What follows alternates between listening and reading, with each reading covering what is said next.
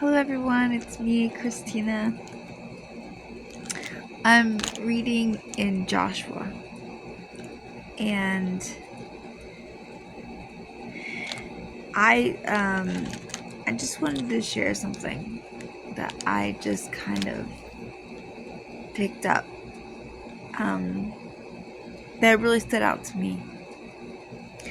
And so in Joshua, Moses had passed away, and God had instructed Joshua to do the same thing that Moses was doing, and he gave him the same promise. And in chapter 2, it talks about how Joshua had sent out 2 spies. And I was like, this sounds really familiar. And so in Numbers chapter 13, Moses had sent out 12 spies, but he did it publicly.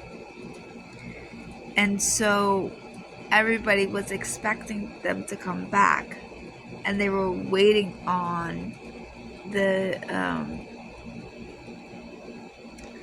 word that they would give.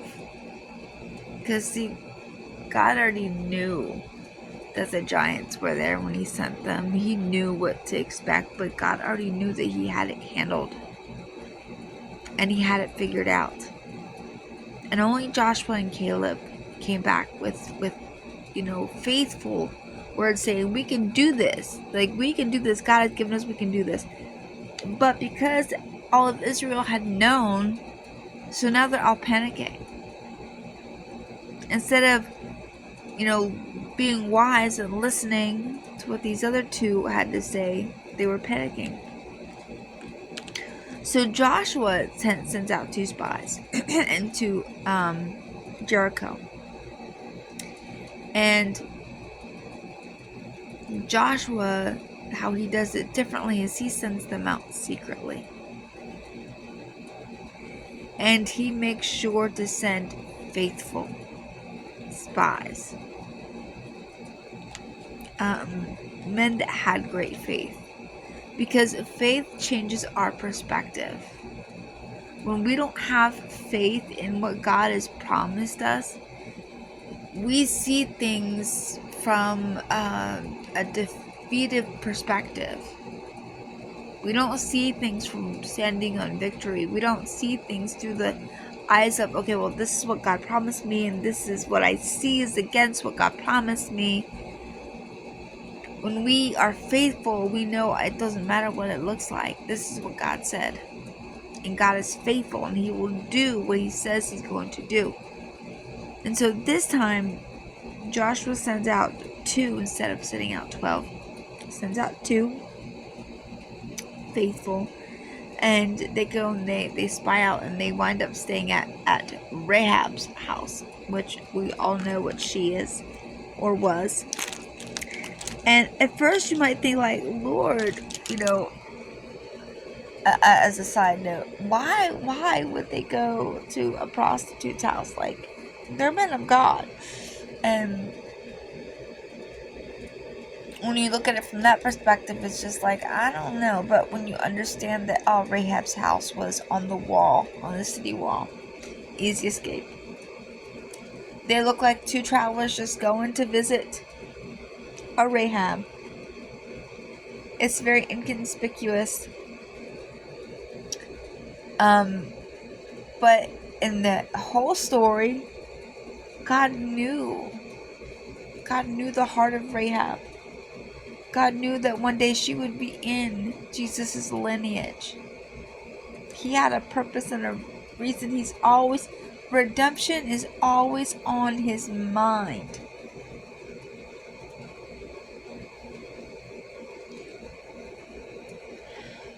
Long story short, we get to the end here.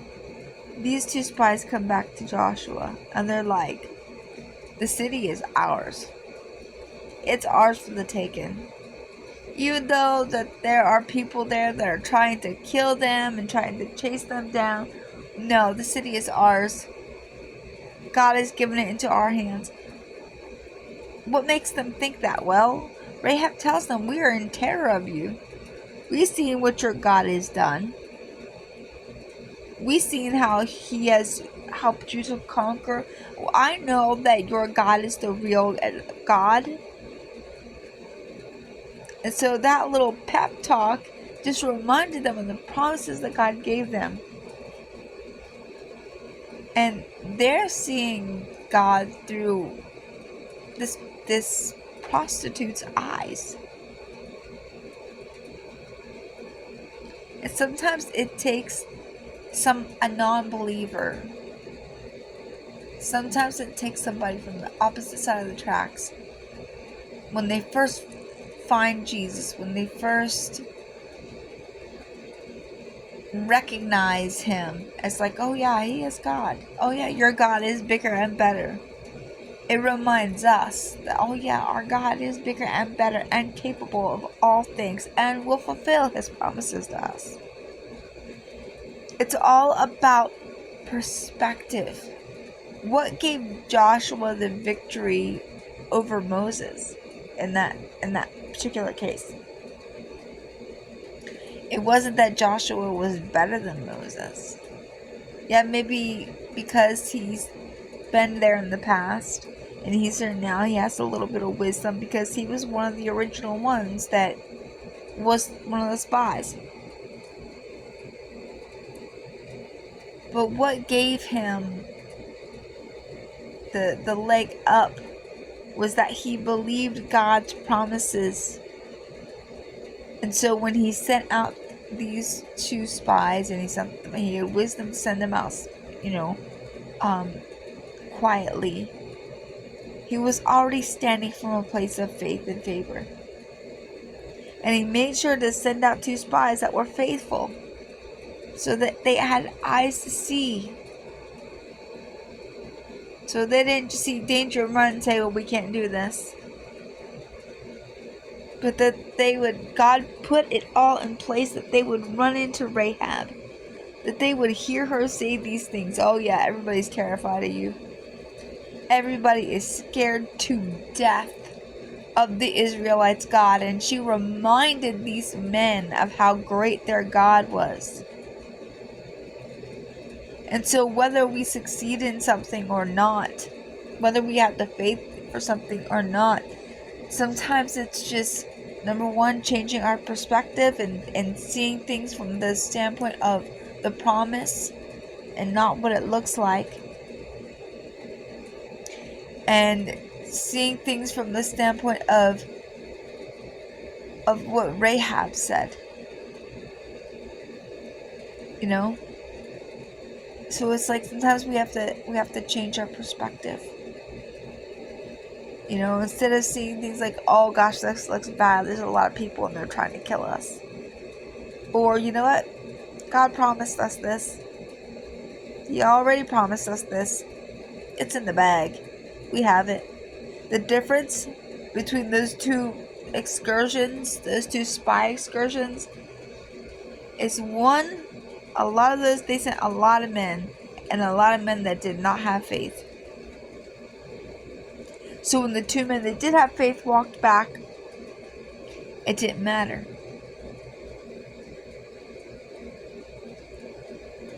And the second thing is they didn't, Moses didn't send them secretly. He sent them publicly.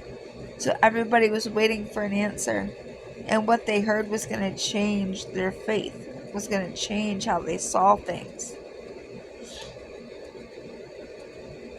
So, am I looking at my situation from how it looks? Am I standing on, okay, this is what God promised me. He promised me victory. It doesn't look very victorious right now.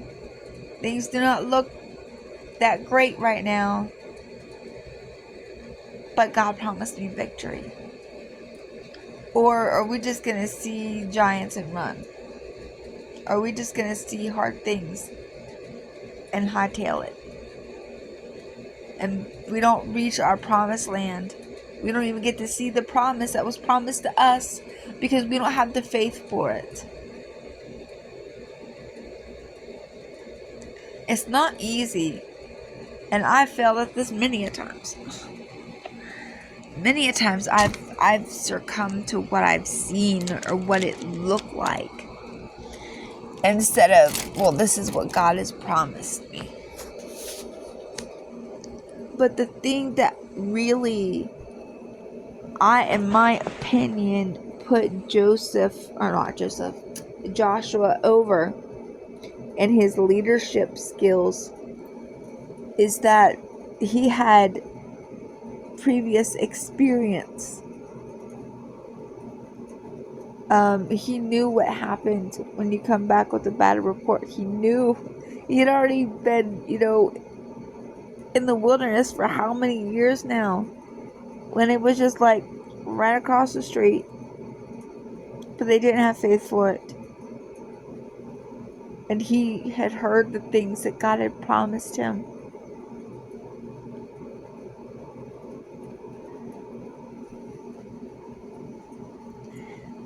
It just makes it, maybe I'm not getting my point across. I'm kind of out of it today. I'm just really tired today.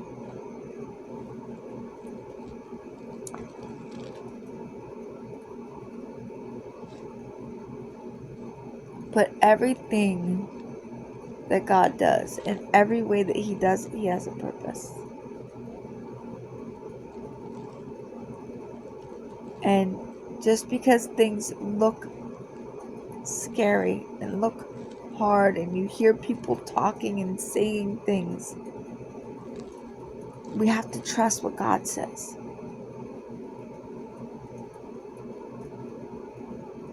If God has given us something, if he's given us territory, if he has promised us that your family's going to be saved, your loved one's going to be saved, and it just doesn't look like it, and doesn't look like it, and doesn't look like it, and doesn't look like it, and you start to lose faith, and you start to lose heart,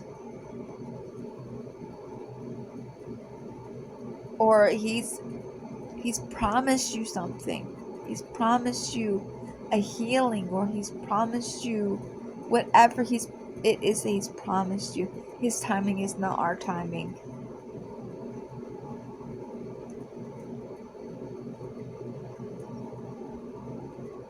And that's just what sticks out in my mind. Really. Am I facing my situations? Am I standing from a place of victory from what God has promised me? Or am I going off of what I'm seeing in front of my eyes? How many times does God tell us things, or give us promises, or encourage us, or speak something to us, and as soon as things look hard or scary, we just forget about it?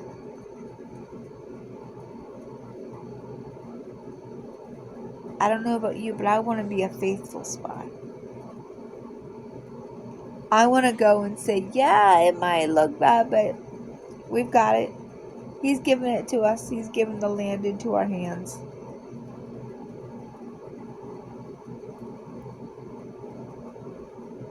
This is why I love reading the Word, because it always reminds me, what do you want? It reminds me of the promises that we have and the victory that we have in Jesus. You're going to say hi, Zoe Ann. My girls have been so clingy lately.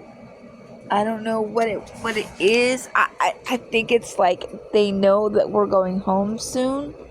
But they've all just been so clingy.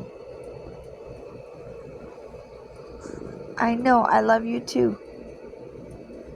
And I told her I would hold her when I was done with my Bible stuff. And apparently she's done waiting. You done waiting?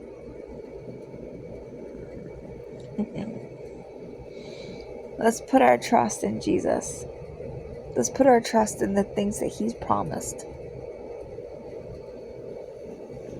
And do our best not to listen to the negativity.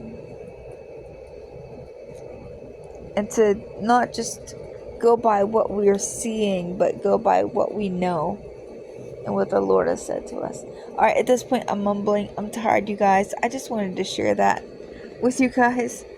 Maybe I will come back on here and redo this video, but I'm just out of it today. I'm so tired. I think it's my allergies. Alright, God bless you guys.